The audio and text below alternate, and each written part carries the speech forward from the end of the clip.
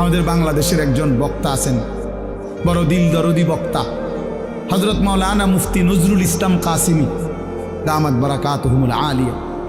উনি বলছেন যে আমি জীবনের এই 35-40 বছরে ইউরোপের শত শত দেশে প্রতিনিয়ত ভ্রমণ করছি।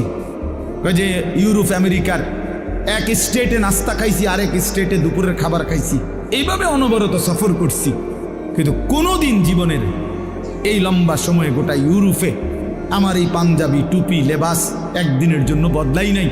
আর এই গোটা ইউরোপের কোনো এয়ারপোর্টে কোনোদিন আমার 1 ঘন্টার জন্য 10 মিনিটের জন্য আটকায়ও না। আমার পাসপোর্ট আমার লেবাস বরাবর, আমার পাসপোর্টে লেখা আমার ধর্ম ইসলাম, আমার পোশাকও বলে আমি মুসলমান, খালাস, আমার আটকায় নাই। এই জন্য দোস্ত আমার, বন্ধু আমার, আত্মমর্যাদা আত্মসম্মান অনেক বড় সম্পদ।